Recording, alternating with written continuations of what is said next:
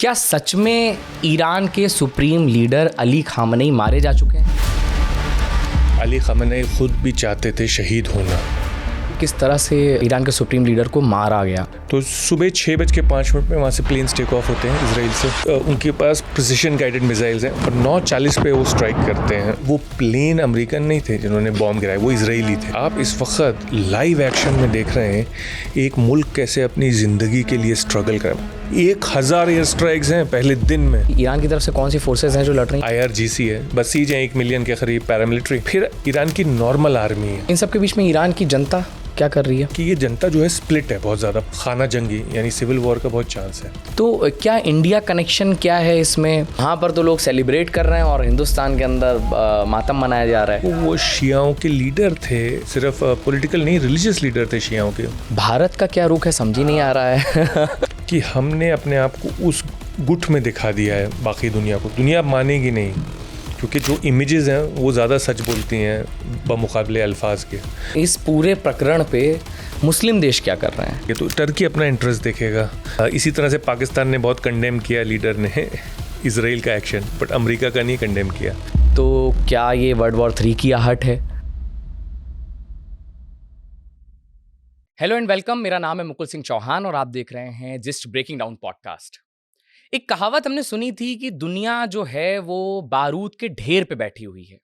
अब लग रहा है कि ये एकदम सच है, क्योंकि हम जहां भी देख रहे हैं लोग एक दूसरे को मारने काटने पे आमादा हैं। हम देख रहे हैं कि किस तरीके से जो ताकतवर देश हैं वो अपनी ताकत को दिखा रहे हैं। रशिया यूक्रेन हमने देख लिया। अब इस वक्त हम जो देख रहे हैं वो है कि इजराइल और अमेरिका ने जिस तरह से ईरान पर हमला किया, ईरान के सुप्रीम लीडर अली खामनेई को मार दिया गया। इन सबके बाद में पूरी दुनिया में यही बात हो रही कि अब इसके बाद क्या, अब आगे क्या किसी और का नंबर आने वाला है? पहले हमने निकोलस मादुरो के साथ देखा कि अमेरिका ने क्या किया, फिर अली खामनेई के साथ हमने देखा कि क्या किया, अब तीसरा नंबर किसका है? कैसे आखिर ईरान के अंदर जाकर के अली खामनेई जो उनके सुप्रीम लीडर हैं उनको मारा गया? इसमें CIA मोसाद का कितना हाथ है? क्या जो न्यूक्लियर को लेकर के बातें की जा रही हैं उनमें कितनी दम है? अब आगे ईरान में क्या होगा? ईरान के पास और क्या-क्या करने के ऑप्शंस हैं?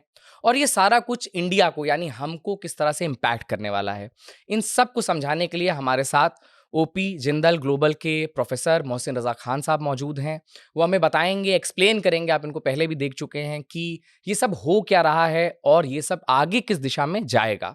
अगर आपको ये बातचीत अच्छी लग रही है, आपको अच्छा लग रहा है, तो आप उनके प्रोफ के शो पर भी जा सकते हैं। उन्होंने अपना यूट्यूब चैनल शुरू किया है। सर बहुत-बहुत स्वागत है आपका। शुक्रिया और दुनिया जितनी तेज़ी से बदल रही है, जी। हमने अभी कुछ वक़्त पहले भी बात की थी, तब हम देख रहे थे कि ईरान में प्रोटेस्ट हो रहे हैं। उसके कुछ दिन बाद आज जब हम बैठे हुए हैं तो सूरत एकदम बदल चुकी है। लगातार मिडल ईस्ट में हमले हो रहे हैं। सुप्रीम लीडर को मार दिया गया है।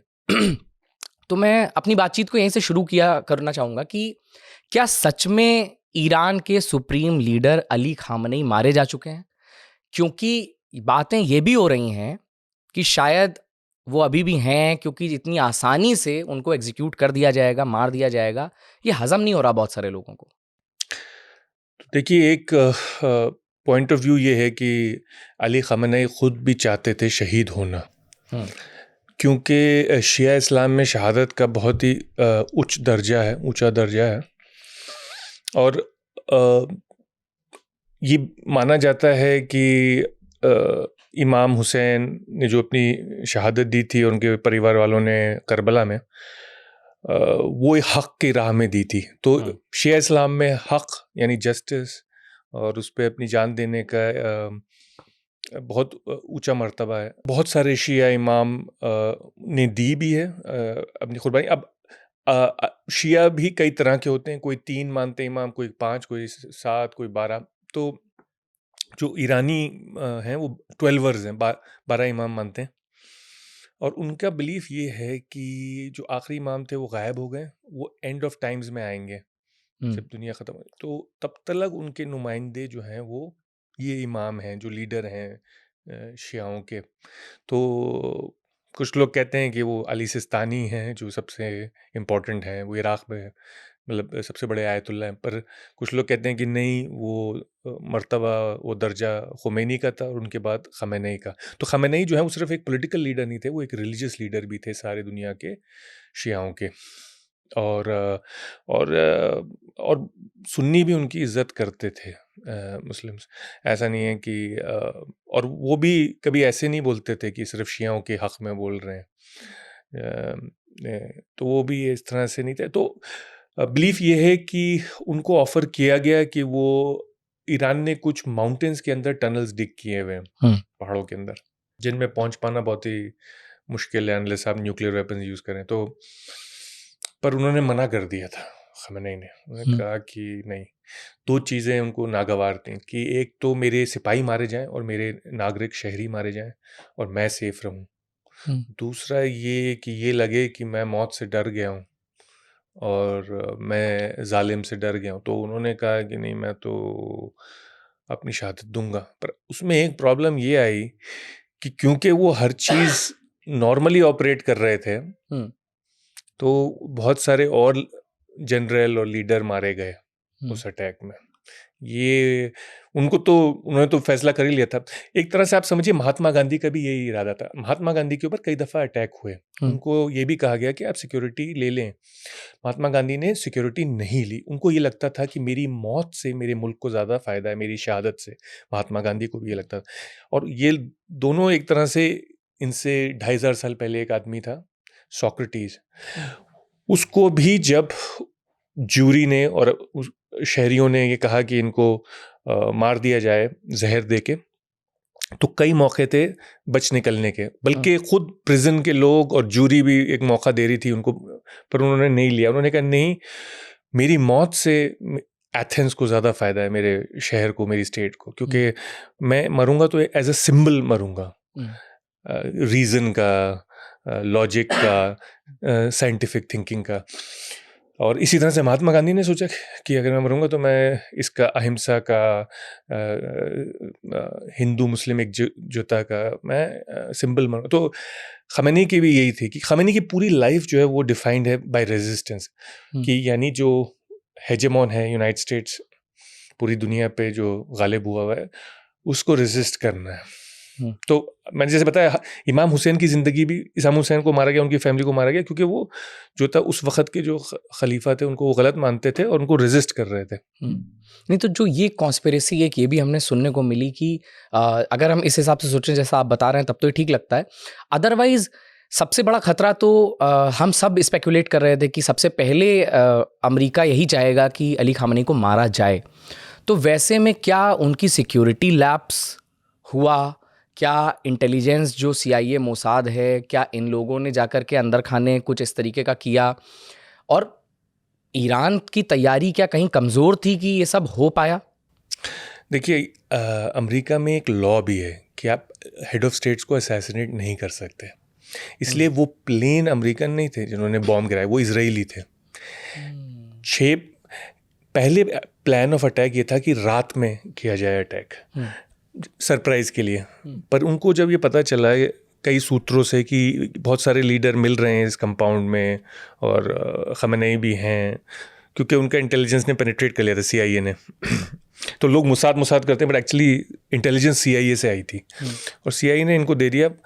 तो सुबह 6:05 में वहाँ से प्लेन्स टेक ऑफ होते हैं इसराइल से, और उनके पास प्रिसिशन गाइडेड मिसाइल्स हैं, और 9:40 पे वो स्ट्राइक करते हैं उस जगह पे।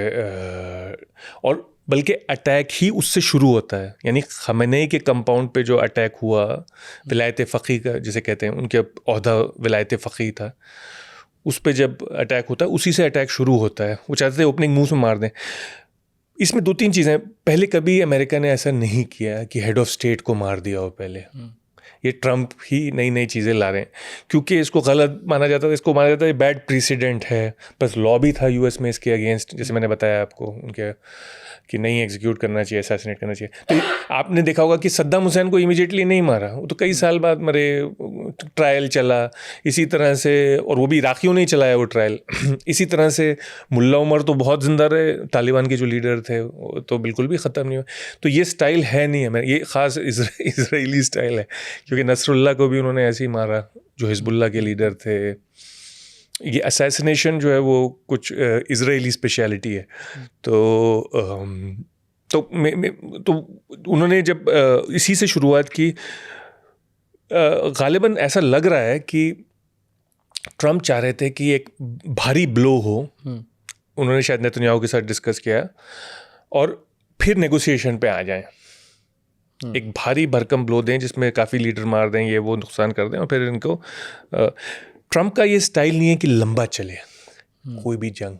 आपने देखा होगा वो चाहते हैं वंस एंड डन, एक बार मारो और आगे बढ़ो, क्योंकि उनका जो पॉलिटिकल बेस है, मागा बेस, उसमें एपिटाइट नहीं है वॉर की। वो बहुत थके हुए हैं 20 साल अफ़गानिस्तान इराक़ में लड़के। उन्होंने कहा कि हमारी पीढ़ियाँ उसमें चली गई, हमारे बच्चे, क्योंकि वही मध्य वर्ग और निचले वर्ग के ही बच्चे जाते हैं फ़ौज में, लड़के और लड़कियाँ। उन्हीं का पैसा खर्च होता है, क्योंकि अगर वो पैसा वहाँ बचता तो उनके वेलफेयर पे खर्च होता। उनके पास ना फ्री मेडिकल है, मिसाल के तौर पे इजराइल में फ्री मेडिकल है, फ्री एजुकेशन है, इजराइल में कॉलेज भी फ्री है, यूनिवर्सिटी फ्री है। अमेरिका में कुछ भी फ्री नहीं है, इसमें से सिर्फ स्कूल फ्री है। तो वो कहते हैं कि ये बाहर की जंगें क्यों लड़ते हो, तो वो इसके खिलाफ है। प्रेशर आ रहा था इजराइल लॉबी से अमेरिका में, वो अमेरिका की मिडल ईस्ट पॉलिसी डिसाइड करती है। तो नेतन्याहू और इजराइल लॉबी अमेरिका में, जो इजरायली अमेरिकन हैं, उन्होंने प्रेशर डाला हुआ था और ये भी फुसफुसाया उनके कान में कि तुम याद किए जाओगे दशकों तक ट्रंप से। और ट्रंप अपनी लेगेसी ढूंढ रहे हैं, उनको पता है उनका टाइम ख़त्म हो रहा है, उम्र भी हो रही है और आखिरी टर्म भी है। तो उनको ये बताया कि यार तुम ये कर सकते हो, इस वक्त सबसे कमज़ोर है ईरान। और इस बात का फ़ायदा उठाया गया कि ईरान इस वक्त सबसे कमज़ोर हालत में है अपनी पूरी ज़िंदगी में। इंटरनली भी रिबेलियन है, प्रोटेस्ट है, एक्सटर्नली भी पावर ख़त्म हो चुकी है इतनी बॉम्बिंग्स करके, फिर सैंक्शंस इकोनॉमिकली बिल्कुल उसको क्रिपल करिए। बल्कि वो प्रोटेस्ट ही इस वजह से हुई कि वो सैंक्शंस इतने लंबे चले कि उसको, तो उस तरह से उन्होंने कहा इस मौके का फ़ायदा उठाओ, इस वक्त लोहा गर्म है तो हथौड़ा अभी मारो। तो इस तरह से उन्होंने अटैक किया। तो ये तो आपने बताया कि किस तरह से ईरान के सुप्रीम लीडर को मारा गया। दो खांचों में बटे हुए लोग नज़र आ रहे हैं। एक कह रहा है कि जो सुप्रीम लीडर थे वो शहीद हुए हैं, दूसरा कह रहा है उनको तानाशाह। अब इसके बीच की क्या चीज़ है, कुछ रियलिटी क्या है? क्योंकि जो उनको शहीद बता रहे हैं वो ये कह रहे हैं कि भाई एकमात्र ऐसा इंसान जो झुका नहीं वेस्ट के सामने, जो अमेरिका के सामने सीना तान करके लड़ा और अपने आप की अपनी जान तक दे दी। दूसरी तरफ ये बोला जा रहा है कि आप लोग इतना क्यों शोक मना रहे हैं, एक इंसान था जो अपने यहाँ की महिलाओं को अधिकार नहीं दे रहा था, अपने यहाँ लोगों को पॉलिटिकल प्रिजनर बना करके रखा था, लोगों को कैद में मरवा दिया, फांसियाँ दिलवाईं। क्या है हकीकत? एक आदमी के दो पहलू हो सकते हैं। यानी कि उनको ये लगता था कि अपना निज़ाम बनाए रखने के लिए अगर कोई अपोज करता है तो उसके साथ सख्ती से डील किया जाए, जिसमें लोग मरवाए भी गए, जेल में भी डाले गए और भी बुरी चीज़ें हुई। और प्रोटेस्टर्स भी, जैसे पता चल रहा है ऑलरेडी, पता है कि जो लेटेस्ट प्रोटेस्ट है उसमें 7,000 के ऊपर तो कंफर्म देते हैं, लोग कह रहे हैं हो सकता है 10 भी हों, कुछ पता नहीं एग्जैक्ट नंबर अभी पता नहीं। 32,000 बोलते हैं, वो तो खैर कुछ ज़्यादा एग्जैजरेशन है, पर मैं बता रहा हूँ जो कंफर्म्ड ह्यूमन राइट्स ऑर्गेनाइजेशंस के कंफर्म नंबर है। और कई दफ़ा ऐसे पास्ट में भी मारे जा चुके हैं लोग। आपने मासा अमनी की प्रोटेस्ट देखी होगी जब औरतों पे हुई, 2022 की बात है। उससे पहले 2019 में फिर पेट्रोलियम के ऊपर, ऑयल प्राइस के ऊपर हुई थी, लिविंग कॉस्ट पे। पर आपको दो चीज़ें देखनी होगी, एक तो वो नेबरहुड बहुत ही सख्त है। यानी अगर आप देखें कि सद्दाम हुसैन ने क्या चीज़ें की और असद ने, तो उसके मुकाबले तो कुछ भी नहीं किया इन्होंने। दूसरी बात ये है कि एक तरफ वो रिलीजियस लीडर भी थे, और जैसे मैंने बताया कि उन्होंने खुद अपनी मौत चुनी। उन्होंने कहा कि बच सकते थे अगर वो चाहते तो, पर उन्होंने कहा नहीं, मेरी ज़िंदगी पूरी हो चुकी है, मेरी मौत में ज़्यादा फ़ायदा है मेरे मुल्क को, और मैं गिरूंगा एज अ प्रतीक, as a symbol of revolution. तो और जैसे मैंने बताया पूरी ज़िंदगी सख्ती में गुजारी, बहुत गरीब ख़ानदान से थे। मशाद एक शहर है नॉर्थ ईरान में, नॉर्थ ईस्ट ईरान में, वहाँ पैदा हुए एक मौलवी के घर में। रोटी से सिर्फ वो खा लेते थे कभी कभी, क्या कहते हैं, किशमिश, और सो जाते थे रात को। और बहुत सख्ती में गुजारा ईरान इराक़ की वॉर का दिन भी। उन दिनों में भी बहुत ज़्यादा सद्दाम हुसैन ने तशद्दुद किया, मतलब पॉइजन गैस छोड़ देते थे Saddam Hussain, chemical weapons use करते थे, तो उसमें भी उन्होंने सफ़र किया। तो ज़िंदगी ऐसे नहीं थी कि आसान। फिर जेलों में शाह के ज़माने में शाह भी बहुत तानाशाह थे, तो इनको सालों 6-6 साल जेल में रखा, इनको सॉलिटरी कन्फाइनमेंट में रखा, मारते थे, टॉर्चर करते थे इनको। तो इन्होंने उस सब में जब बर्दाश्त किया तो इन्होंने सोचा कि कौन करवाता है ये, शाह तो सिर्फ एक इंस्ट्रूमेंट है, करवाता CIA और मोसाद है, क्योंकि CIA और मोसाद जो था वो ट्रेनिंग देता था वहाँ की सीक्रेट पुलिस को, शाह की, और अमेरिका और इजराइल सपोर्ट करता था शाह को। तो उन्होंने कहा अल्टीमेट एनिमी कौन है। इसी तरह से अलकायदा ने भी इसीलिए डिसाइड किया। अलकायदा में ये दो कॉन्सेप्ट हैं, एक फार एनिमी और एक नियर एनिमी। तो नियर एनिमी तो ये हैं जो तानाशाह हैं, सऊदी अरब और UAE और ये सब मुल्कों के, जो मोहम्मद बिन सलमान और मोहम्मद बिन जैद। और उनका एक था कि फार एनिमी है जो यूनाइटेड स्टेट्स, जो इनको सपोर्ट करता है, जिसकी वजह से ये ताकत पाते हैं, हथियार पाते हैं, इनका रक्त, इनका खून वहाँ से आता है, दिल वहाँ पे पंप करता है। तो ये था कि तो खमेनी के दिमाग में बैठ गया कि नहीं, इनको अपोज करना। और जैसे मैं बताया, वो फिर रिलीजियस आइडियोलॉजी के साथ मैश हो गया कि हक और ना हक, और फिर उसके लिए अपनी कुर्बानी देना, शहादत देना। और जब ये सब हो रहा है तो हमें ये देखने को मिल रहा है कि ईरान पीछे नहीं हट रहा। मतलब इतनी ताकत से अमेरिका और इजराइल उस पर हमला कर रहे हैं, USS अब्राहम लिंकन खड़ा कर दिया गया है सामने, हर तरफ से, चारों तरफ से घेर लिया गया है, लेकिन लगातार रिटेलिएशन हो रहा है। हम देख रहे हैं कि जितने भी उनके जो सपोर्टर देश हैं, US एम्बेसीज़ हैं, उन पर हमला किया जा रहा है, एयरपोर्ट्स पे हमला किया जा रहा है, जहाँ जहाँ पर भी बेस हैं। इतनी तैयारी ईरान ने कैसे की, और ईरान अकेले कैसे लड़ ले रहा है? मतलब ये बहुत बड़ी बात लगती है कि आप इतने ताकतवर देशों के सामने खड़े हैं और अभी भी सरेंडर नहीं कर रहे हैं। ये आपने बहुत गज़ब की बात कही है कि आप इस वक्त लाइव एक्शन में देख रहे हैं एक मुल्क कैसे अपनी ज़िंदगी के लिए स्ट्रगल कर, मतलब इट्स लाइफ एंड डेथ का स्ट्रगल है, ज़िंदगी और मौत का स्ट्रगल है। इस वक्त ईरान हर तरफ से कोशिश कर रहा है, हर एंगल से, और ऐसा रेजिस्टेंस आपने इराक़ से नहीं देखा। सद्दाम हुसैन नहीं कर पाए ऐसा रेजिस्टेंस डाल पाए जैसे ईरान डाल रहा है। हालांकि वो कंट्री कोई 20 साल से सैंक्शंस में है, वो कंट्री पे सब ने मिल के हथियार से मार रहे हैं उसको। ये झूठ भी बोल रहे हैं कि इंग्लैंड वाले भी मदद कर रहे हैं, वो भी अपने प्लेनों से मदद कर रहे हैं, जॉर्डन भी मदद कर रहा है, इजराइल तो कर, और दो सबसे बड़ी ताकतें यानी पूरे मिडल ईस्ट का hegemon, sole nuclear power. Israel is the अकेली न्यूक्लियर पावर है पूरे मिडल ईस्ट में। सिर्फ न्यूक्लियर पावर नहीं है, ट्रायड है इजराइल के पास, यानी कि 3 तरह से लॉन्च कर सकता है न्यूक्लियर वेपन्स, सी से, सबमरीन से, एयर से और लैंड से। और यूनाइटेड स्टेट्स तो है ही अपने पूरे। तो पहले दिन में ये 1000 स्ट्राइक्स हैं, 1000 एयर स्ट्राइक्स हैं पहले दिन में।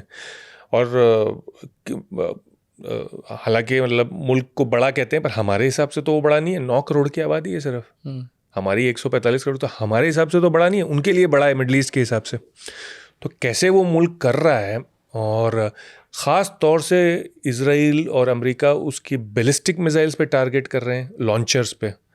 इजराइल क्लेम कर रहा है कि हमने आधे लॉन्चर्स ख़त्म कर दिए हैं बैलिस्टिक मिसाइल के, और अमेरिका जो है वो B-2 बॉम्बर्स लाया ताकि वो डीप पेनिट्रेशन बंकर बस्टर्स से नीचे जो मिसाइल्स छुपी हुई हैं, क्योंकि इजराइल को भी, ईरान को भी पता था कि ये मारेंगे उन मिसाइल्स पे, तो उन्होंने उनको ज़मीन के नीचे छुपा रखा था, वो भी डिस्ट्रॉय किए हैं अमेरिका ने। उसके बावजूद हज़ारों ड्रोन्स और कई सौ पता नहीं ballistic missiles, cruise missiles fire कर चुका है ईरान। तो और सिर्फ एक मुल्क पे नहीं, उन सब पे जहाँ पे अमेरिका के बेस हैं, यानी कि वो 8 मुल्क है कुल मिला के, कुवैत से लेके ओमान तक को सब, बहरीन, UAE, सऊदी अरब, सब तो उस खेमे में, दुबई, अबू धाबी, सब पे फायर गिरे, कतर, सब पे, सऊदी। तो अकेला वो लड़ रहा है। और उसको पर एक चीज़ का फ़ायदा हुआ इस बार कि उन्होंने फोकस किया ड्रोन्स पे, और ईरान ने ना ड्रोन्स पे काफ़ी काम किया था, और ये ड्रोन उनको बहुत रास आई और बहुत अच्छी साबित हुई है, क्योंकि कम कॉस्ट पे, यानी कि $20,000 में या $25,000 में एक शाहिद 2 ड्रोन बन जाती है। ये सब इनके इंडिजिनस हैं, इंडिजिनस हैं। हाँ, ये भी बड़ी बढ़िया बात है कि ड्रोन बनाई है, और 2000 किलोमीटर तक जा सकती है वो ड्रोन। तो 2000 किलोमीटर ड्रोन उड़ाना बहुत मुश्किल है।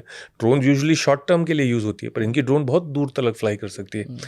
प्रॉब्लम यह है कि उस ड्रोन में इतना वेपन नहीं होता, तो उसका इम्पैक्ट इतना हाई नहीं होता।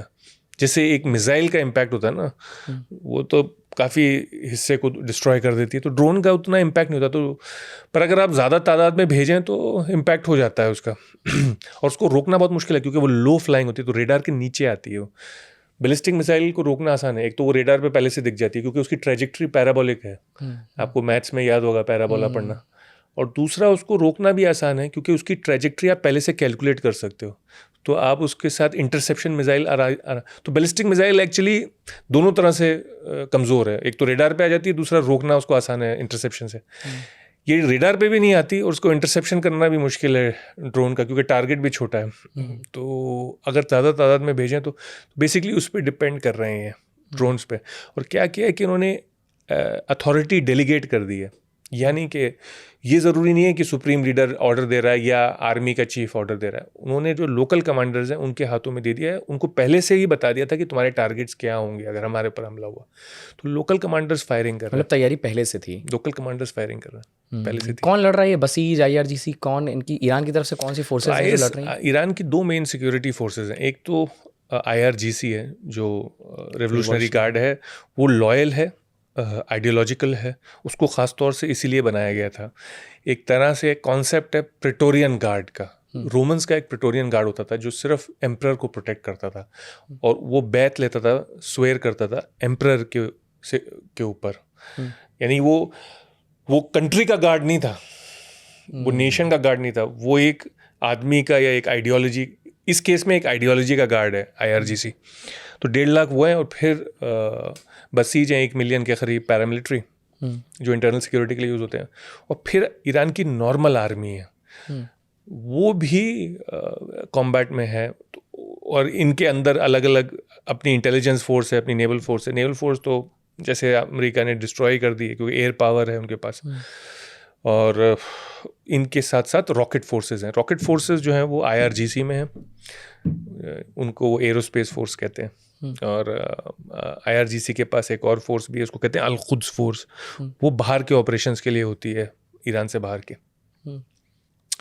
और लड़ तो रहे हैं, पर अब देखना है कि कब तक ये सस्टेन कर पाते हैं। खबर ये आ रही है कि ट्रम्प चाहते हैं कि जल्दी से फैसला हो जाए। जैसे मैंने बताया, उनका बेस जो है, पिछली बार भी टकर कार्लसन और मेजोरी टेलर ग्रीन, उनके जो सपोर्टर्स थे, वो शोर मचा रहे थे। तो इस बार भी अगर लंबा खिंचा तो ट्रम्प को नुकसान हो सकता है अपने बेस का। और इस साल इलेक्शन भी है नवंबर 6 को, जो उनके पार्लियामेंट का इलेक्शन होता है। क्या मजबूरी रही होगी? क्योंकि मुझे नहीं लगता कि ट्रम्प चाहते होंगे कि इस वक्त वो ऐसी किसी कॉन्फ्लिक्ट में आए, क्योंकि वो अमेरिका फर्स्ट बनाना चाह रहे हैं। आप मागा बेस की बात कर रहे हैं कि वहाँ के खुद जो उनके बेसिकली सपोर्टर हैं ट्रम्प के, वो उस तबके से आते हैं जो नहीं चाहता कि अब हम कहीं जाकर के युद्ध लड़ें। हम मतलब WHO की फंडिंग तक वो बंद कर दे रहे हैं। तो इस वक्त में ट्रम्प तो बिल्कुल नहीं चाहते होंगे कि कहीं जाकर के लड़ाई लड़ें, इलेक्शन में भी अभी जाना है। तो क्या कोई मजबूरी रही होगी कि वो उनको इसमें उतरना पड़ा, या इसको टाला नहीं जा सकता था? 2-3 चीज़ें हुई। जैसे मैंने आपको बताया कि शायद मैं आपको पहले ही बता चुका हूँ कि एक अकेली फैमिली, एडल्सन फैमिली, यहूदी फैमिली है, जिसने ट्रम्प को $250 मिलियन दिए थे एक इलेक्शन के लिए 2024 के। और ट्रम्प ऐसे आदमी है कि वो खुल्लम खुल्ला बोल रहे हैं। उसका वीडियो आपको मिल सकता है, ऑनलाइन जाएं आप तो। वाइट हाउस में ट्रम्प खड़े हुए हैं, उनको बुलाते हैं, लेडी को, कहते हैं कि इन्होंने मुझे 250 मिलियन, मुझे एक इलेक्शन के लिए एक कैंडिडेट को दिए, और इन्होंने प्रॉमिस किया है कि मैं 2028 में अगर खड़ा होऊंगा तो ये मुझे 250 मिलियन और देंगे, और इसलिए मैं इनको 5 मिनट देता हूँ बोलने के लिए। तो आइए आप बोल लीजिए। तो वो आती हैं, तो वो कहते हैं कि पर मैं इससे पहले कि ये आए, मैं बताना चाह रहा हूँ कि इनके पति जो अभी गुजरे हैं, जब भी आते थे वो बस एक चीज़ कहते थे, और कुछ नहीं कहते थे इतने पैसे के वाइस में, आप बस इजराइल के लिए करिए, आप बस इजराइल का हित देख लीजिए, बस आप इजराइल के लिए ये कर दीजिए। तो ऐसे दर्जनों लोग हैं अमेरिका में। बिल एक्करमैन, आपने ये नाम भी सुने होंगे, लैरी एलिसन जिसने ये ओरेकल चलाई है, सब मल्टी बिलियनर हैं, 100 बिलियन 200 बिलियन के मालिक। इनके लिए क्या है 250 मिलियन, तो ये दे देते हैं। और इस तरह से एक एपेक करके भी है जो, तो इनको भर भर के नोट मिलते हैं इलेक्शन लड़ने के लिए, और इलेक्शन लड़ने के लिए बहुत पैसा चाहिए अमेरिका में। तो उनका प्रेशर है। मुझे तो लगता है उनका इतना प्रेशर था कि 2016 में ही ट्रम्प कह रहे थे कि जो ओबामा ने डील की है इसराइल के साथ, ईरान के साथ न्यूक्लियर डील की बात। न्यूक्लियर डील, JCPOA जिसे कहते हैं, ये इतनी ख़राब डील थी, दुनिया की बदतरीन डील थी। अगर मैं रूम में होता तो मैं वॉकआउट कर जाता, और उन्होंने आते ही वो डील फाड़ दी। हालांकि अमेरिकन इंटेलिजेंस भी कह रहा था और UN भी कह रहा था, यूनाइटेड नेशंस, कि Iran is in compliance, Iran follow कर रहा है उस डील को, नहीं कर रहा है ईरान एनरिच, नहीं बना रहा है न्यूक्लियर वेपन। फिर भी आते ही उन्होंने उसको, या आने के 1 साल के अंदर 2018 में उन्होंने डील फाड़ दिया। अब कोई क्रेडिबिलिटी नहीं रह जाती, ट्रस्ट नहीं रह जाता ना। ईरान किस बेसिस पे ट्रस्ट करे? एक प्रेसिडेंट ने की, दूसरे ने फाड़ दिया, फिर वो कह रहा है कि नहीं, नया डील करोगे जिसमें तुम ज़ीरो एनरिचमेंट करोगे। यानी कि ये लाइन ओबामा ने नहीं ली थी, ये लाइन असल में अमेरिका के हित में नहीं है, ये वॉर अमेरिका के हित में नहीं है, ये लाइन असल में इसराइल की लाइन थी कि ज़ीरो एनरिचमेंट होना चाहिए। ये लाइन ऐसी थी कि उस पर एग्री नहीं हो सकता था ईरान, क्योंकि ईरान की एक बेसिक संप्रभुता है, सॉवरेंटी है, वो उसको नहीं कॉम्प्रोमाइज़ कर सकता। वो कह रहा है ये जो NPT है, न्यूक्लियर नॉन प्रोलिफरेशन ट्रीटी, उसके अंडर ये हमारा हक है कि हम कम से कम इतना तो कर सकें कि न्यूक्लियर पावर प्लांट या मेडिकल के लिए इस्तेमाल कर सकें। मतलब हम न्यूक्लियर बॉम्ब ही थोड़ी ना बनाएंगे, आपको तो और भी चीज़ों के लिए चाहिए। और ये सिंबॉलिक है, ये उस तरह से है कि आप एक आदमी को कहें कि तुम सरेंडर कर दो और फिर उसका मुंह मिट्टी में रगड़ें आप, तो ये तो कोई एक्सेप्ट नहीं करेगा। तुमने कहा ठीक है, तुम नहीं करते तो नहीं करते। तो वो इस पे इंसिस्ट कर रहा था। ये लाइन जो थी, ये इजराइल लॉबी पुश कर रही थी ज़ीरो एनरिचमेंट की, फिर उस पर भी वो तैयार हो गए। वही तो कहते हैं जो ओमान के फॉरेन मिनिस्टर हैं कि ईरान उस पर भी तैयार हो गया था। अल-बुसैदी जो कहते हैं, जो मीडिएटर थे अभी टॉक्स में, पर अमेरिका नहीं माना। अमेरिका नई नई कंडीशंस लेके आया, वही जो नेतन्याहू बता रहा था कि ज़ीरो की मिसाइल्स भी ख़त्म करो, इनका जो प्रॉक्सीज को सपोर्ट है वो भी ख़त्म होना चाहिए। फिर तो वो निहत्ते रह जाते ईरान, अगर मिसाइल भी सब छिन जाती, ये भी और फिर वो अटैक कर देते।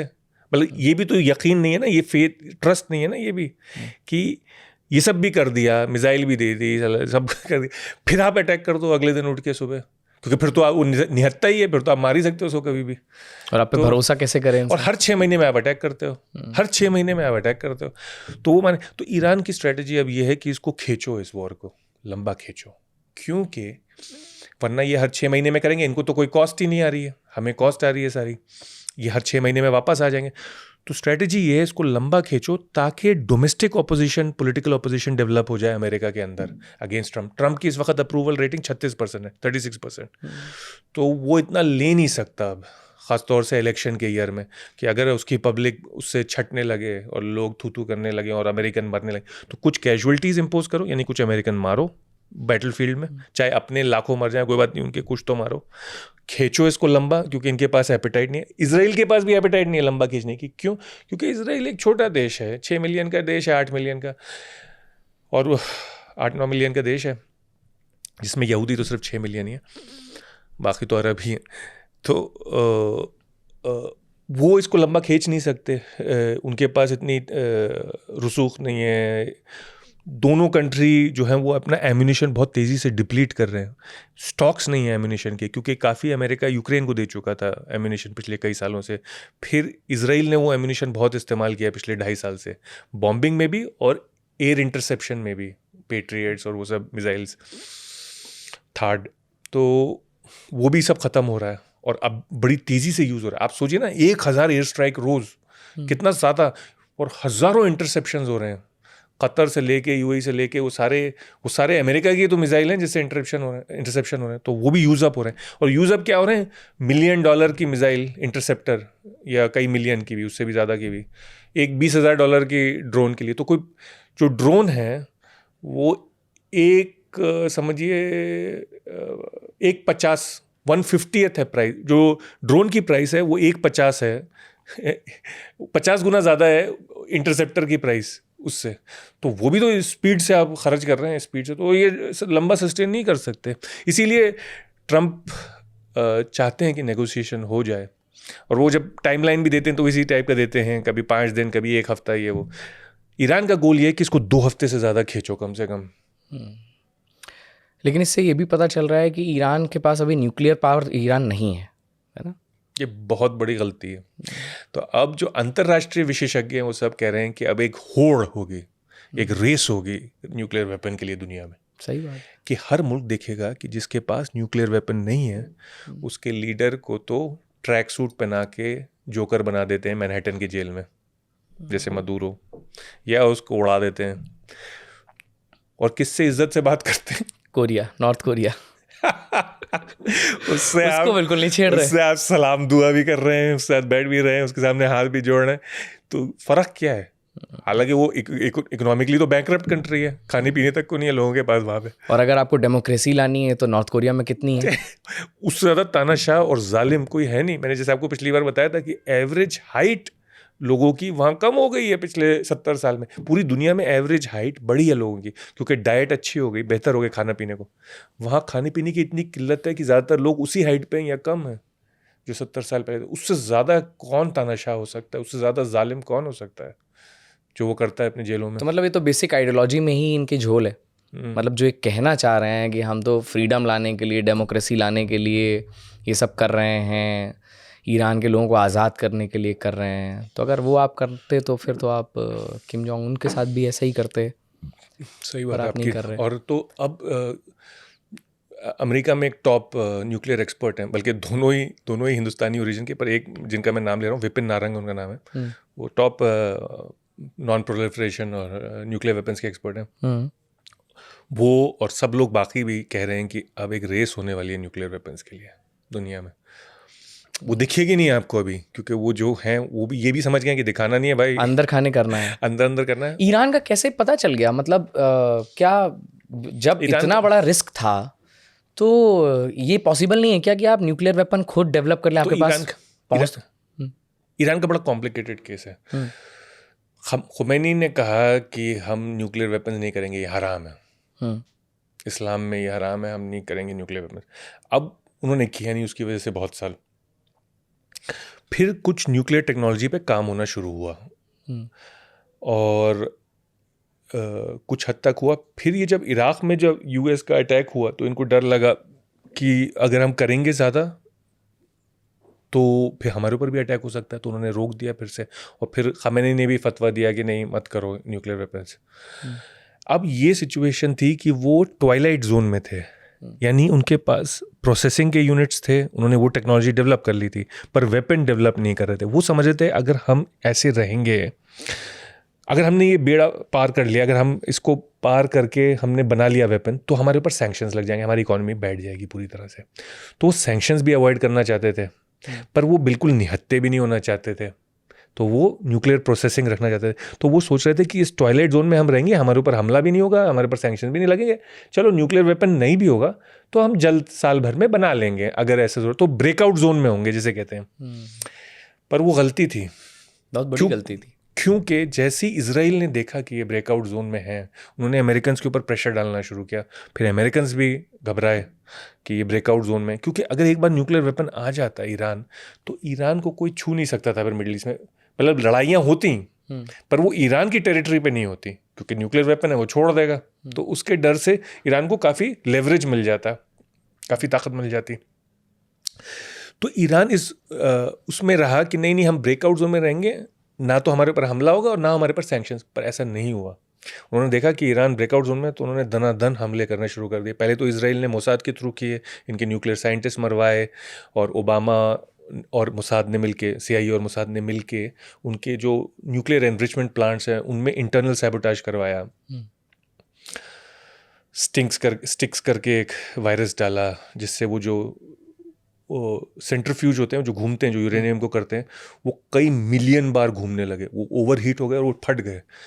उनको इतनी तेज़ी से घुमाया वो सॉफ्टवेयर डाल के, वो लंबी कहानी है, खैर किसी और दिन करेंगे। पर तो ये उस ब्रेकआउट जोन में जैसे आए, इन्होंने इनके ऊपर हर तरह के हमले करना शुरू कर दिए और सैंक्शंस टाइटन करना शुरू कर दी।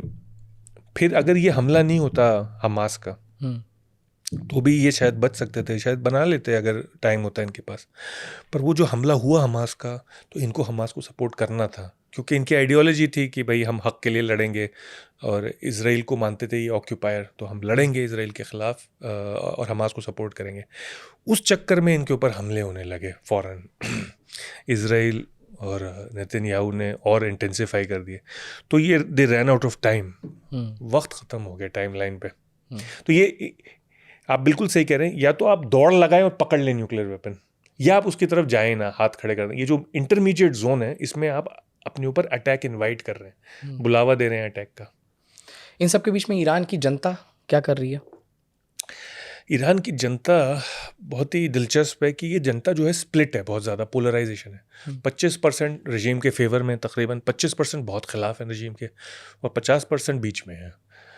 तो ऐसी सिचुएशन में खाना जंगी यानी सिविल वॉर का बहुत चांस है, क्योंकि रजीम का बेस तो है अभी ताकतवर, पर अगर इतनी बॉम्बिंग हुई जैसे इस रेट पे हो रही है, 1000 बॉम्ब रोज़ गिर रहे हैं, 1000 अटैक्स रोज़ हो रहे हैं, तो कितने दिन वो ढांचा, आपने IRGC के हेडक्वार्टर्स डिस्ट्रॉय कर दिए, बसीज के डिस्ट्रॉय कर दिए, पुलिस स्टेशन डिस्ट्रॉय कर दिए, कमांडर्स मार दिए। कमांडर। तो ये कब तक ईरान सह सकेगा?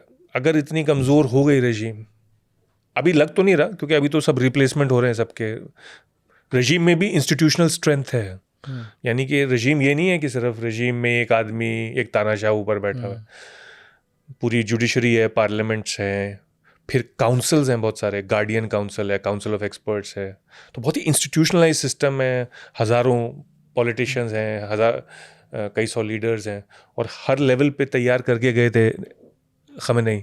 हर लीडर से बोला था, हर जनरल से बोला था कि अपने 4 नुमाइंदे तय करो कि पहला मारा गया तो ये बनेगा, दूसरा मारा गया तो ये बनेगा, तीसरा मारा गया तो ये बनेगा। तो 4 लेवल तक नुमाइंदे हैं हर आदमी के। तो इंस्टीट्यूशनल स्ट्रेंथ है, पर फिर भी कितना सहेगा एक सिस्टम, कितना बर्दाश्त करेगा, कितनी बॉम्बिंग बर्दाश्त करेगा। तो अगर ऐसी नौबत आई तो फिर सिविल वॉर होगी, कोई डेमोक्रेसी नहीं आने वाली। ये बेवकूफ़ बना रहे हैं अमेरिका और ट्रम्प और नेतन्याहू। ये हो सकता है जो नेतन्याहू चाहते हैं कि माइनॉरिटीज़ के जो हिस्से, ईरान के जो पेरिफेरी है, अगर आप मैप देखेंगे ईरान का, तो माइनॉरिटीज़ हैं पूरी बॉर्डर्स पे, यानी कि अज़री, कुर्द, बलोची और मार्श अरब्स, जिनको इराक़ के पास जो है साउथ में, इनमें से 2-3 के पास हथियार हैं, बलोची और कुर्दों के पास हथियार हैं, अज़रीज़ के पास तो हथियार नहीं है। तो और कुछ सुन्नी एक ग्रुप है, उनके पास ग्रुप है, सुन्नीस बहुत कम है, 90% से ज़्यादा तो पॉपुलेशन शिया ही है। मुजाहिदीन खल्क उनका नाम है, मैक उनको कहते हैं। तो जो सुन्नी ग्रुप है, तो उनमें से कुछ के पास हथियार हैं। तो ये एक और चीज़ हो सकती है कि खाना जंगी हुई तो माइनॉरिटीज़ अलग हो सकती हैं। नेतन्याहू ये चाहते हैं, तो उसके ऊपर पूरा मैं डिस्कशन कर सकता हूँ कि बाय द वे नेतन्याहू तो बाल्कनाइजेशन भी चाहते हैं। ये लोग चाहते हैं तो कि बाल्कनाइजेशन यही है, स्प्लिंटर हो जाएंगे माइनॉरिटीज़, अलग अलग, मतलब ईरान को बांट दो। तो इसमें थोड़ा सा नेतन्याहू की हिस्ट्री समझानी पड़ेगी मुझे। बताइए।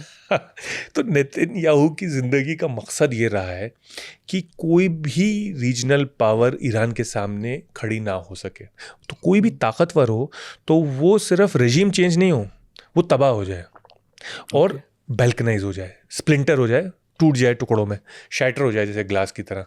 तो फिर वो ये ईरान के लिए भी यही चाहते हैं। अब मैं आपको एग्जांपल दे सकता हूँ। और दूसरा जो है, ये इजरायली लॉबी की वजह से पूरी अमेरिकन फॉरेन पॉलिसी पिछले 40 साल की, 50 साल की इजराइल के इर्द गिर्द घूमती है। इराक़ पे जो अटैक हुआ तो उसमें मेन रोल था एक ग्रुप का जिनको कहते हैं नियो कंजर्वेटिव। वो ज़्यादातर यहूदी थे और इजराइल के सपोर्टर थे बहुत ज़्यादा। इजरायली अमेरिकन थे, कुछ अमेरिकन थे पर यहूदी थे। वो समझते थे कि इराक़ जो है वो थ्रेट है इजराइल की सिक्योरिटी को, और नेतन्याहू भी यही बेचते थे जाके वहाँ अमेरिका में और UN में। तो इराक़ पे इसीलिए मेनली हमला हुआ। इराक़ असल में क्या थ्रेट था? कोई थ्रेट नहीं था अमेरिका को, और सारा एविडेंस झूठा क्रिएट किया गया था, कोई न्यूक्लियर वेपन की उसने तो एंड में कहा सद्दाम हुसैन ने कि तो मेरे बिस्तर के आके नीचे ढूंढ लो, आओ तो क्या देख लो कहाँ है, मैं तो तुम्हें फ्री रह, तो ये मान नहीं रहे थे। इसी तरह से सीरिया को भी तबाह करने में बहुत बड़ा हाथ है नेतन्याहू और इजराइल का। असद जो था वो तानाशाह था, ओबामा जो था उसको मारना चाहता था, रेड लाइन ड्रॉ की। नेतन्याहू ने प्रेशर डाला, इजराइल ने प्रेशर डाला अमेरिका को कि इस सीरिया पे अटैक मत करो, क्योंकि वरना एक स्ट्रॉन्ग गवर्नमेंट हो जाएगी। अभी खाना जंगी हो रही है, उनको होने दो इनकी सिविल वॉर। उसमें तबाह हो गया, 7 लाख सीरियन मर गए उसमें। तो नेतन्याहू ने एक जेनोसाइड नहीं किया, कई करवाए इजराइल ने। तो सीरिया तबाह हो गया, इराक़ तबाह हो गया, लीबिया तबाह करवाया इन्होंने, उनको उससे भी चैन नहीं आया। अब ये ईरान को तबाह करना है। ये चाहते नहीं है कि सिर्फ रेजिम चेंज हो जाए, ये चाहते हैं कि ईरान इस तरह से कमज़ोर हो जाए और टुकड़ों में बिखर जाए कि जो भी सरकार आए फिर वो एक थ्रेट ना रहे इसराइल को। वैसे तो कोई थ्रेट नहीं है, क्योंकि पहले तो शाह था, वो भी कोई थ्रेट नहीं था, पर इनको लगता है कि वो पॉसिबिलिटी ही हटा दो। तो फिर अगर IRGC ही टेक ओवर कर ले, यानी कि अगर खमेनी के बाद और इतना ज़्यादा खाना जंगी हो जाए कि जो आर्म्ड ग्रुप है बसीज या IRGC आ जाए, तो वो भी ख़तरा नहीं रहेगा फिर, क्योंकि IRGC भी अगर आ गई तो एक छोटा सा ईरान बचेगा। तो चाहे कोई भी गवर्नमेंट आ जाए, इसराइल को कोई नहीं, और इसराइल जो है वो सुपर पावर बन जाए मिडल ईस्ट की, ताकि वो ज़्यादा से ज़्यादा ज़मीन हथिया ले। अभी इन्होंने लॉ पास किया वेस्ट बैंक को हथियाने का, आपको पता होगा 80 कंट्रीज़ ने उसको क्रिटिसाइज़ किया। इन्होंने एक नया लॉ पास किया कि वेस्ट बैंक की सारी ज़मीन अब इसराइली स्टेट की ज़मीन है। तो मतलब ये क्या अपने पैर ये वेस्ट बैंक, गजा, इन सब के आगे फैलाना चाह रही है हाँ, इसराइल? और सीरिया का इतना बड़ा हिस्सा ले लिया इन्होंने, पहले ही भी था इनके पास गोलान हाइट्स, अब और भी ले लिया है। ऑलमोस्ट चाहते हैं कि डेमास्कस तक इसराइल बढ़ जाए, तो ग्रेटर इसराइल। अब प्रॉब्लम ये है कि ईरान के ख़त्म होने से ये सिलसिला ख़त्म नहीं होगा, क्योंकि सऊदी अरब और तुर्की घबरा रहे हैं कि ये इसराइल जो है वो इतना ताकतवर हो गया, तो एक नया फॉर्मेशन बन सकता है मिडल ईस्ट में कि बाकी मुल्क जो हैं वो घबरा के यूनाइट हों इसराइल को काउंटर करने के लिए। क्योंकि इसराइल जब दिल चाह रहा है, जिसका दिल चाह रहा है, बॉम्ब में कर रहा है, कभी ख़तर में कर देता है, कभी तो ये भी नहीं देखता कौन US एलाई है, ये नहीं देखता किसके पास क्या है। कतर पे अभी कुछ दिन पहले किया हमला। तो इसराइल जो है वो एक मिडल ईस्ट का हेजेमॉन बन रहा है एक तरह से, सबसे ताकतवर कंट्री, न्यूक्लियर वेपन्स भी हैं, अमेरिका का छत्र छाया भी है। नेतन्याहू की भी कोई इतनी ज़्यादा तो पॉपुलैरिटी है नहीं इसराइल में, मतलब ये भी कहा जाता रहता है कि ये इसीलिए इतना इंडल्ज होते हैं कि भाई अपनी पब्लिक को ये बताना है कि देखो अगर मैं नहीं तो फिर कौन, और मेरा होना बहुत ज़रूरी है तुमको प्रोटेक्ट करने के लिए। तो क्या ये जो ग्रेटर इसराइल का सपना हो, या फिर ये जो जितना भी समय कर रहा है इसराइल, जो भी कर रहा है अपने पैरों को फैला रहा है, क्या बेंजामिन नेतन्याहू के बदलने से क्या इस कहानी में कुछ बदल सकता है क्या? बिल्कुल सही, और नेतन्याहू के टाइमलाइन के हिसाब से ही ये जंग भी लड़ी जा रही है, क्योंकि इस साल इलेक्शन है इसराइल में कुछ महीनों में। नेतन्याहू को लगा कि मेरी पॉपुलैरिटी कम हुई 2023 अक्टूबर 7 अक्टूबर के अटैक से, 8 अक्टूबर के अटैक से, तो उन्होंने फिर बाहर और अटैक करना ज़्यादा एग्रेसिव हो गए ताकि रिकवर कर सकें अपनी पॉपुलैरिटी। तो लेबनान पे भी इसीलिए अटैक हुआ इतना भारी, और गाज़ा को तो खैर तबाही कर दिया, जेनोसाइड ही कर दिया, और आसपास और मुल्कों में भी, सीरिया में और अब ईरान पे रिपीटेडली हमला कर रहे हैं। तो उनका मकसद ये है कि अगर यहाँ क्विक विक्ट्री हो जाए तो फिर पब्लिक के सामने जाके कह सकते हैं कि देखो मैंने तुम्हें बचाया। और जैसे आप कह रहे हैं वो पब्लिक को डराते हैं कि देखो तो ख़तरा है, मैं ही तुम्हें बचा सकता हूँ, वही वो राइट विंग वाली बातें हैं सब, तो पॉपुलिस्ट वाली तो कि मैं तुम्हें बचा सकता हूँ और तुम्हें कोई बचा नहीं सकता, और देखो मेरी ये विक्ट्री है, तुम उसको भूल जाओ। जो 2023 में हुआ उसमें भी मैं ज़िम्मेदार नहीं हूँ, उसके लिए ज़िम्मेदार हैं कोई और, कभी ख़तर को कहते हैं, कभी किसी और को, ईरान को, कभी किसी को। तो नेतन्याहू ये ग्रेटर इसराइल का भी ड्रीम बेच रहे हैं, क्योंकि अब उनका सही कह रहे हैं आप कि उनकी बाकी इसराइल में पॉपुलैरिटी बहुत कम हो गई है, पर इसलिए वो ज़्यादा से ज़्यादा एक्सट्रीम राइट की तरफ जा रहे हैं, क्योंकि वही जो है लिकुड खुद वीक हो गया है, और ये जो बाकी एक्सट्रीम पार्टीज़ हैं ये स्ट्रांग हो गई हैं इसराइल की पार्लियामेंट में, कनेसेट में। तो जैसे बेन गवीर की पार्टी है, मैं नाम भूल जाता हूँ, और ये इन सब की ये जो एक्सट्रीमिस्ट हैं तो इनको वो बोलते हैं कि देखो तुम तो पावर में आ ही नहीं सकते, तुम इतने एक्सट्रीम हो, तुम्हें कोई वोट देगा नहीं और प्राइम मिनिस्टर नहीं बनाएगा, मैं बन सकता हूँ, मैं तुम्हारा ड्रीम फुलफिल करूँगा। प्रॉब्लम ये हो गई है कि जो ऑपोजिशन है वो भी बहुत एक्सट्रीम हो गई है। पहले ये था कि ऑपोजिशन में लेबर थी, वो लेफ्ट विंग होती थी पार्टी, अब वो कमज़ोर हो गई है। अब जो ऑपोजिशन पार्टी वाले हैं वो भी इसी तरह की बातें कर रहे हैं, ग्रेटर इसराइल और ये वो, हाँ, क्योंकि उनको कम्पीट करना है इसके साथ। चक्कर क्या है कि कोई पुश बैक नहीं है, अभी तक इसराइल कुछ हारा नहीं, सिर्फ मतलब वही हमास ने जो शुरू में हराया था, उसके अलावा हारा नहीं, तो वो बाउंड्री पुश करता रहेगा। आपने देखा था कि हिटलर के साथ क्या हुआ, हिटलर शुरू में बहुत जीता, पुशबैक जब शुरू हुआ तब हिटलर के लिए प्रॉब्लम शुरू हुई। अभी तक इसराइल के अगेंस्ट कोई पुशबैक नहीं है, और जो एक ईरान बचा था वो भी गिर गया है, तो अब कोई पुशबैक ही नहीं है पूरे रीजन में। ये तो सब पिट्ठू हैं, सऊदी अरब हो या यूएई हो, यूएई तो बिल्कुल ही एलाई बन गया है, वो तो सूडान में भी जेनोसाइड करवा रहा है एक और। और इजिप्ट भी मिल गया है, मतलब इजिप्ट तो इनके सामने हथियार ही डाल दिए जॉर्डन ने, क्योंकि उन दोनों को पैसा मिलता है अमेरिका से, $3 बिलियन मिलते हैं इसराइल से पीस करने के लिए। अमेरिका की पार्लियामेंट यही नहीं है कि इसराइल को पैसा देती है हर साल एड, बट जो इसराइल के साथ पीस ट्रीटी करते हैं उनको भी पैसा देती है इजिप्ट, तो वो उस पर डिपेंडेंट है। तो वो भी, तो अब कोई आसपास बच्चा ही नहीं है। रशिया खुद चुस चुका है यूक्रेन में, तो पहले वो भी कुछ मिडल ईस्ट में बोलता था। चाइना घुसना नहीं चाहता, वो अपने बॉर्डर देखता है करीबी, यानी ताइवान। यही मेरा अगला सवाल भी है कि क्या अभी के टाइम पे हम देखें कि सबका जो बयान आ रहे हैं, चाहे यूरोपियन यूनियन हो, अरब कंट्रीज़ हो, चाइना हो, रशिया हो, एक तो ईरान बहुत अकेला खड़ा नज़र आ रहा है तो कौन है ईरान के साथ में? साथ हैं भी तो किस तरह से साथ हैं? क्या सिर्फ बयानबाजी तक हैं या फिर हथियार दे रहे हैं, किसी तरीके से युद्ध में भी उतर सकते हैं?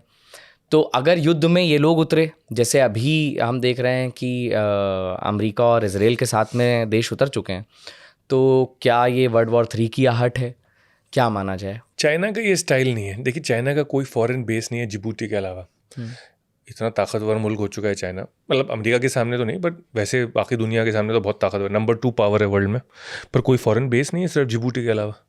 तो जो चाइना इंटरेस्टेड नहीं है अपने बॉर्डर्स के बाहर दूर, मतलब अपने बॉर्डर्स की जो प्रॉब्लम है और अपने जो समुद्री तट है ताइवान और इन सब की, बाकी चाइना नहीं घुसना चाहता।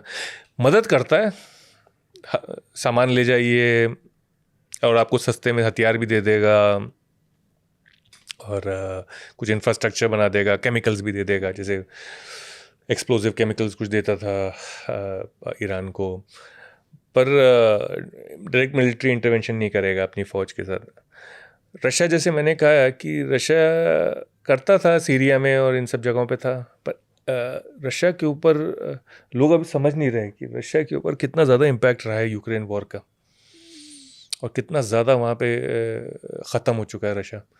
बल्कि मुझे तो डर ये है कि कहीं ऐसा नहीं हो कि पुतिन के जाने के बाद रशिया ना बिखर जाए, क्योंकि एक ऐसे भी संभावना है कि 1991 में, आपको याद होगा येल्सिन जब ख़त्म हुए, जब मतलब गर्बाचोव की पावर ख़त्म हुई और येल्सिन आ रहे थे उस वक्त, तो एक आदमी था, मैं उस जगह का नाम भूल रहा हूँ, साइबेरिया में एक प्रोविंस है, उसने इंडिपेंडेंस डिक्लेयर कर दी थी एक गवर्नर ने, क्योंकि इतना बड़ा है रशिया और कुछ इलाके इतनी दूर है मॉस्को से, और वो उनके पास अपने रिसोर्सेज हैं, क्योंकि साइबेरिया रिसोर्स रिच है।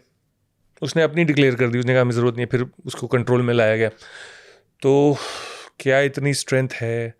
अभी तो सिस्टम पुतिन के डर की वजह से, केजीबी के डर की वजह से, जो भी है, मतलब केजीबी के सक्सेसर्स, उनकी वजह से सिस्टम चल रहा है रशिया में। बट अगर जो इकोनॉमिक इम्पैक्ट है, जो आर्म्ड फोर्सेस पे इम्पैक्ट है, जो लोग मर चुके हैं, कह रहे हैं 500,000 रशियंस मर चुके हैं इस वॉर में, 1 मिलियन के करीब कैजुअल्टीज हैं, मतलब इतने ज़्यादा घायल हैं कि वो ना लड़ सकते हैं ना कुछ और कर सकते हैं। उनकी ज़िंदगी भर की, उनकी फैमिलीज़ की पेंशन और वो सब देना पड़ेगा, मेडिकल। तो रशिया कैसे इतना भार उठा पाएगा? इतना बड़ा मुल्क नहीं है रशिया।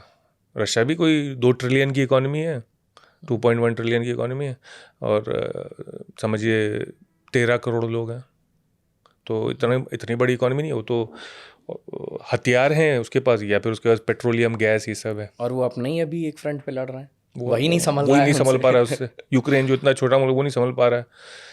तो ईरान की मदद के लिए तो कोई नहीं है इस वक्त, ईरान को खुद ही लड़ना पड़ेगा अपने। वो हैं एक्सिस ऑफ रेजिस्टेंस, वो आएंगे।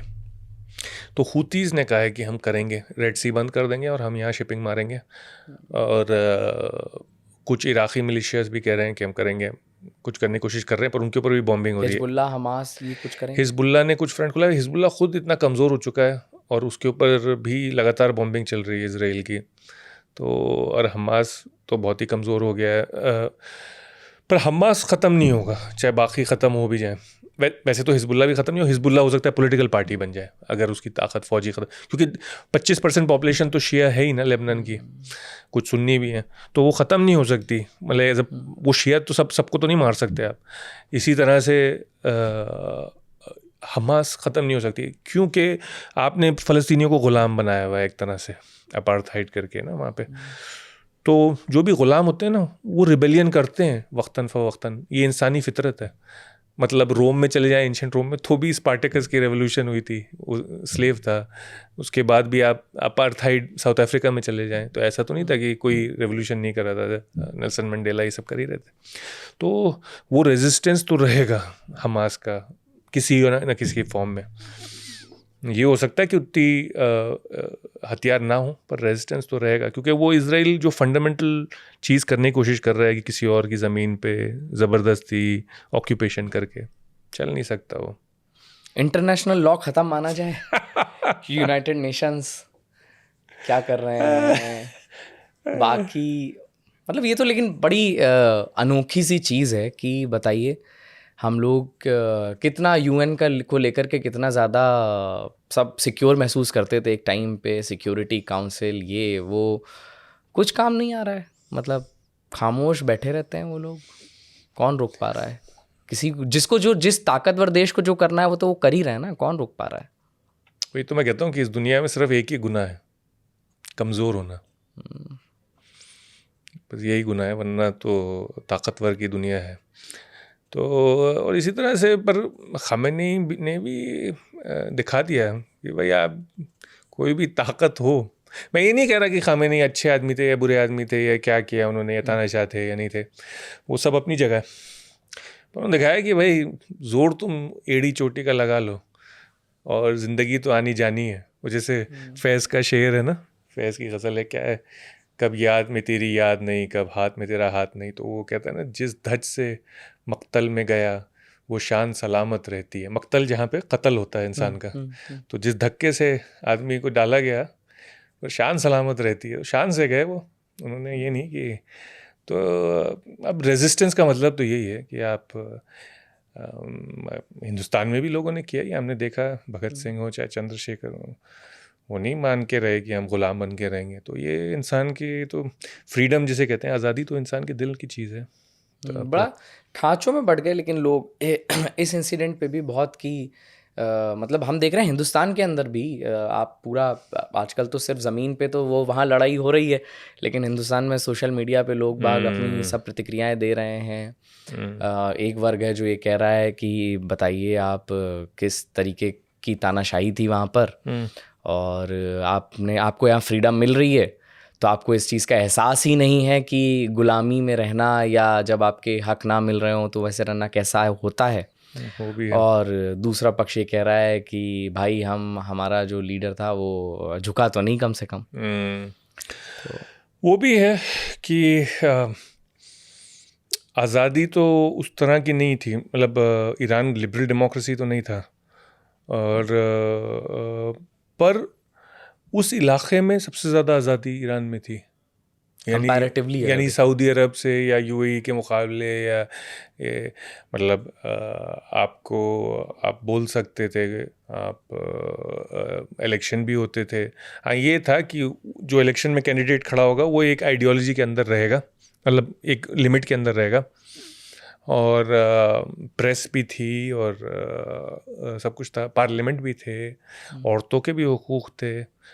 आप अगर देखें कि शाह के अंडर औरतों, ये जो कहते हैं कि फ्रीडम थी, पर शाह के अंडर अगर आप विमेन के डेवलपमेंट इंडिकेटर्स देखें, यानी कितनी लड़कियों ने हाई स्कूल पास किया था, कितनी लड़कियों ने कॉलेज पास किया था, कितनों के पास नौकरी थी, क्या मैटरनल मोर्टेलिटी रेट था, इन्फेंट मोर्टेलिटी रेट था, ईरान ने तो बहुत तरक्की की।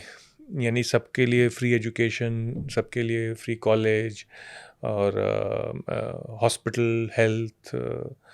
तो ईरान ने औरतों को हाँ हिजाब में रखा, एक तरह से फ्रीडम ली, पर कई तरह की फ्रीडम्स दी, इकोनॉमिक फ्रीडम्स दी, लिटरेसी की फ्रीडम दी, बहुत सारी फ्रीडम्स दी।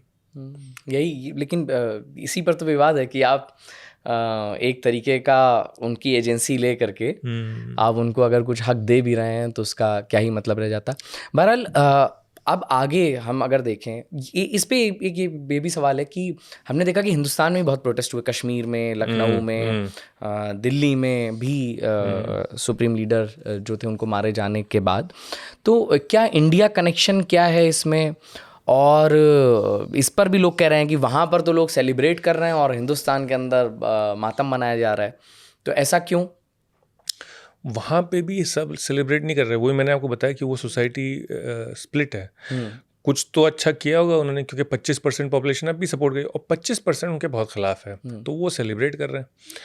हिंदुस्तान में जो है, जैसे मैंने बताया आपको, वो शियाओं के लीडर थे, सिर्फ पॉलिटिकल नहीं, रिलीजियस लीडर थे शियाओं के।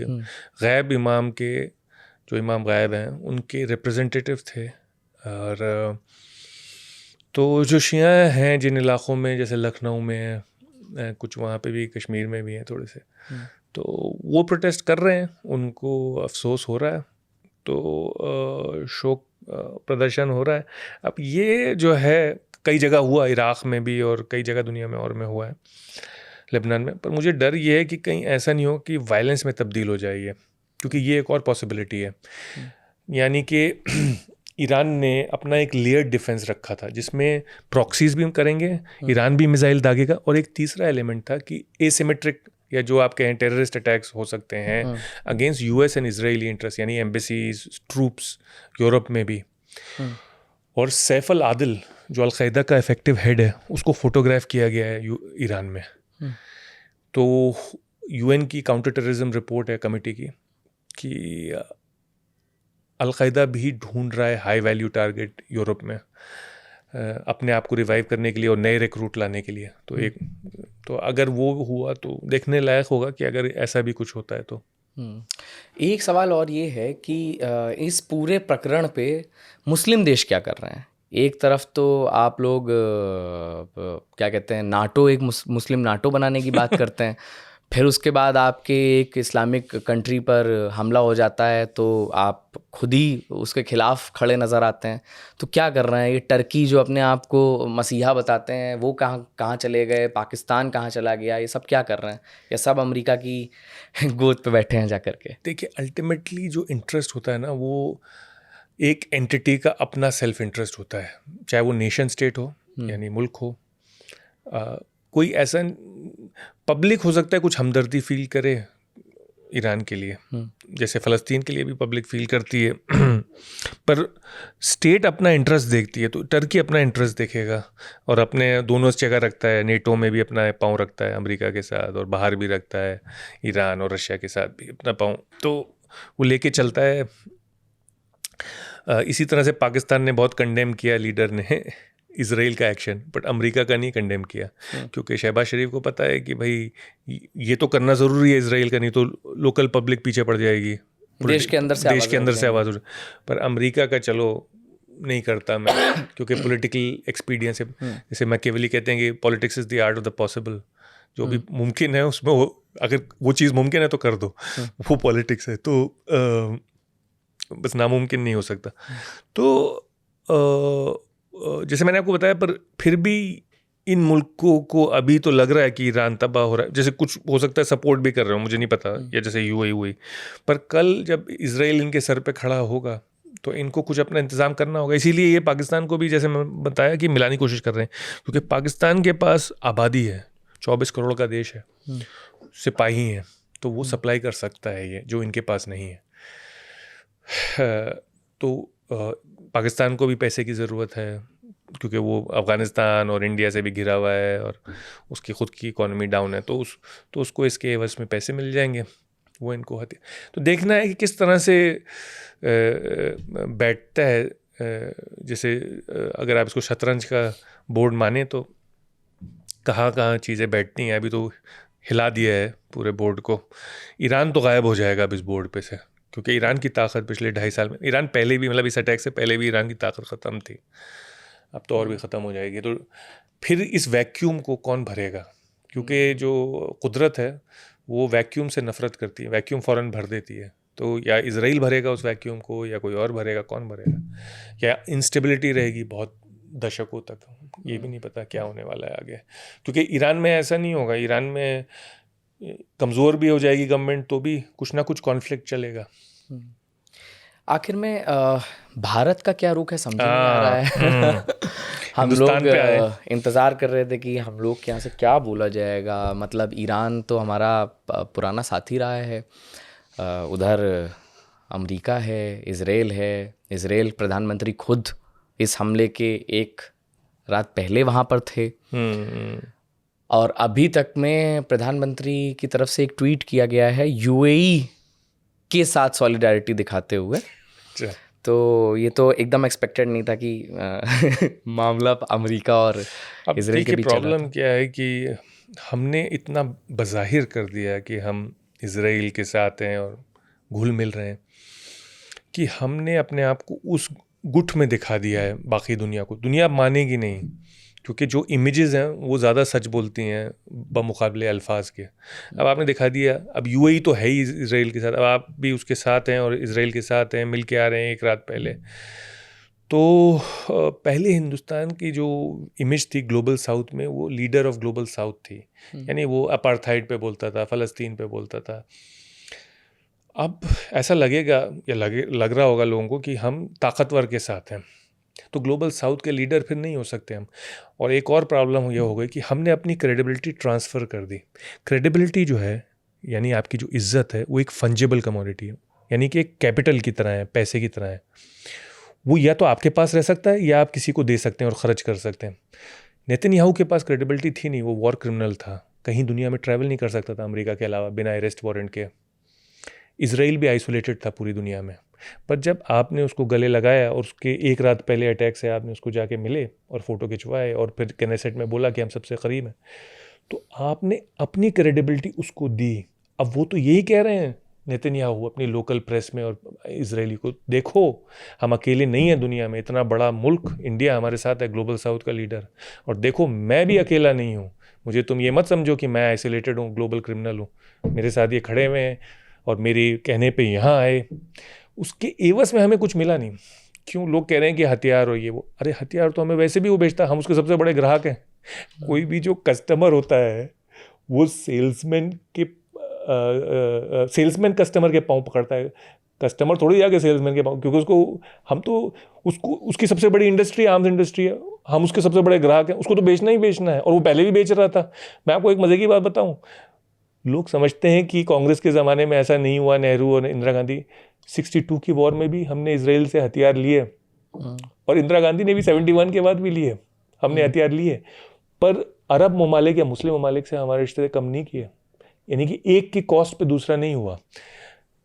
मजबूर था इसराइल हमें बेचने को, ये थोड़ी था कि हम वहाँ जाएंगे तभी बिकेगा, यानी नेहरू वहाँ जाएंगे तेल अवीव में तभी बिकेगा, नहीं। मैं क्या तुम तो अब प्रॉब्लम ये है कि हम तो लेते, हमें वो बेचता ही बेचता। बट इसमें एक पॉइंट ये भी लोग कह रहे हैं कि भाई जब ऑपरेशन सिंदूर हुआ तो उसमें एकमात्र देश जो हमारे साथ खड़ा हुआ नजर आया वो इसराइल था, तो इसराइल हमको ऐसी चीज़ में सपोर्ट कर दे रहा है। अब एकमात्र देश हमारे, अब हम तो उसके सबसे बड़े ग्राहक है, वो हमारे साथ खड़ा ही होगा ना, हमें बेचना है उसको माल। आप समझ नहीं रहे, उसकी सबसे बड़ी इंडस्ट्री है, उसकी मजबूरी है, वो और कहाँ बेचेगा इस माल को। अजरबैजान है एक और जो बड़ा उसका कस्टमर है, और हम है बेसिकली उसके दो मेजर कस्टमर। हम तकरीबन 33% हैं उसके कस्टमर, मतलब टोटल सेल्स के। ईरान तो अब हमारे हाथ से पूरी तरह जा चुका है मेरे ख्याल से। तो अब ईरान को क्या मैसेज किया? ईरान को मैसेज किया हमने तेल खरीदना बंद कर दिया अमेरिका इसराइल के प्रेशर में, फिर हमने चाबार भी छोड़ दिया इनके हालांकि हमारा पैसा भी लग चुका था उसमें, पूरा वो तैयार हो चुका था एक्चुअली। फिर अब हम उनके साथ खड़े हुए हैं जब उन पर हमला हो रहा है, तो अब ईरान तो मुश्किल ही है, यानी वहाँ कोई तख्ता पलट हो और कोई नई सरकार आए वो भी मुश्किल ही लग रहा है कि ऐसा होगा। तो वरना तो वो हमें उसी शक की निगाह से देखेंगे। तो मेरे ख्याल से, और हमारा तो बहुत इंटरेस्ट था इस अटैक को रुकवाने में, क्योंकि हमारे ऊपर बहुत बड़ा इम्पैक्ट होने वाला है, तेल की कीमत बढ़ने वाली है इस अटैक की वजह से। क्या इम्पैक्ट होगा इस वक्त? हम 80% तेल अपना इंपोर्ट करते हैं, वो ईरान हमें सस्ता तेल बेचता था, वो भी हमने लेना बंद कर दिया। वो तो इंश्योरेंस भी देता था, ट्रांसपोर्टेशन कॉस्ट भी देता था ईरान। और अब हमें तो बल्कि कहना चाहिए था नेतन्याहू से कि अगर हमारा कोई इन्फ्लुएंस था, अगर हम रुकवा सकते थे कुछ, तो हमें कहना चाहिए था कि भाई मत करो, ये क्या कर रहे हो तुम, ये बेवकूफ़ी, लोग भी मारे जाएंगे। उसके अलावा तेल की कीमत आसमान छूएगी, हमारा स्टॉक मार्केट हिलेगा, हमारा रियल एस्टेट मार्केट हिलेगा, हमारा रुपये गिरेगा।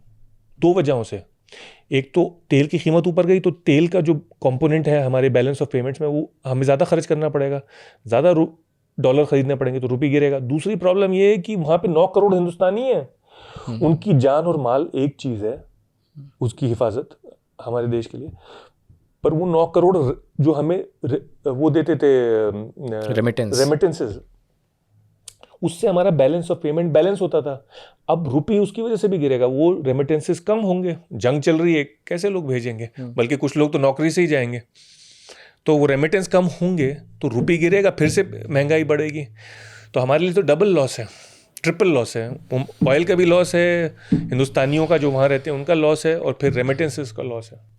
मैं तो लौट घूम के उसी सवाल पे पहुंचता हूँ कि इससे फ़ायदा किसका है, मतलब जंग किसे फ़ायदा पहुंचा रही है? सबका ही तो नुकसान है, लोग मारे जा रहे हैं, अमेरिका के भी ट्रूप्स मारे जाएंगे, उनका भी अपना आर्थिक नुकसान है, ईरान का भी आर्थिक नुकसान है। नेतन्याहू का तो नहीं है। हो तो उनका भी रहा है, मान नहीं रहे हो, बात इसराइल अलग का है। हो सकता है हो रहा हो, पर नेतन्याहू का तो नहीं हो रहा, अनलेस ये जंग उनके खिलाफ चली जाती है, वो अलग चीज़ है। अभी तक तो लग रहा है कि वो मतलब व्यक्ति बड़े हो जाएंगे, देश थोड़ी ना बड़े, एज एन कोट अनकोट बड़े, बट देश तो नुकसान में ही है लगता है। अच्छा, ये भी बड़ा एक अलग तरीके का पूरी दुनिया में, मतलब ये एक मैसेज चला गया है, एक बहुत बड़ी तादाद में लोग ये मानने लगे हैं कि युद्ध तो बहुत अच्छी चीज़ है, और युद्ध ना करने वाली बात कहना तो कमज़ोरों की निशानी है। ये एक हम देख रहे हैं कि हमारे यहाँ पर भी इस चीज़ को बड़ा सेलिब्रेट किया जाने लगा है कि आप युद्ध को सेलिब्रेट करने लगें। जब आप इस जगह तक पहुँच जाएं तो बड़ी मेहनत लगी है, बड़ा प्रोपेगेंडा और नैरेटिव लगा है यहाँ तक आपको लाने के लिए कि युद्ध बहुत अच्छी चीज़ है। युद्ध देखा नहीं है ना, हिंदुस्तान में किसी ने युद्ध देखा नहीं है। जिस पीढ़ी ने युद्ध देखा, यानी कि आखिरी मेजर आप समझिए युद्ध जो है वो 65-71 का समझिए आप, तो तकरीबन कितने साल हो गए, 55 साल हो गए तकरीबन। तो 55 साल से तो किसी ने देखा नहीं युद्ध, असली युद्ध क्या होता है, यू नो। और वो भी युद्ध अजीब थे, यानी हिंदुस्तान पाकिस्तान में एक एग्रीमेंट था कि एक दूसरे की सिविलियन पॉपुलेशन को टारगेट नहीं करेंगे। तो कोई हवाई बॉम्बिंग नहीं हुई कभी भी, दिल्ली, बॉम्बे, कराची, या उस पर कराची पोर्ट पे हुई थी पर कराची पे नहीं हुई, और लाहौर पे। तो लोग समझ नहीं रहे वो क्या चीज़ चाह रहे हैं। ये वो प्यार है जिसमें जो एक वन साइडेड लव नहीं होता, एक गायब आशिक का, उसको पता ही नहीं कि आपको उससे इश्क है तो पर आपको पता चलेगा जब वो आएगा सामने। तो तुम क्लॉज़विट्ज़, कार्ल फॉन क्लॉज़विट्ज़ एक जर्मन स्ट्रेटेजिस्ट थे 18वीं सदी के, उनकी कहावत याद आ रही है मुझे कि you can choose to begin a war but you can not control where it will go and when it will end. आप शुरू तो कर सकते हैं जंग, पर आप ये नहीं डिटरमिन कर सकते कि कहाँ ख़त्म होगी, कब ख़त्म होगी, क्या कॉस्ट होंगे, कौन जीतेगा। अमेरिका और इजराइल भी नहीं कर सकते, हालांकि वो इतने ज़्यादा ताकतवर हैं, वो भी नहीं डिटरमिन कर सकते इसका। अभी ये कितने दिन चलेगा, 7 दिन चलेगा कि 10 दिन चलेगा कि 14 दिन चलेगा, 1 महीने चलेगा, कोई नहीं कह सकता। खैर, शायर का एक शेर है कि जंग तो खुद ही एक मसला है, जंग मसलों का क्या हल देगी। तो लड़ाइयाँ नुकसान ही करती हैं, मेरे ओपिनियन में तो करती हैं। बाकी आपकी क्या राय है, आपका क्या ओपिनियन है, ये भी हमें बताइएगा। बातचीत आपको कैसी लगी ज़रूर बताइएगा, और अगर आपको ये बातचीत अच्छी लगी हो तो चैनल को लाइक करिएगा, सब्सक्राइब करिएगा। वीडियो देखने के लिए बहुत बहुत शुक्रिया।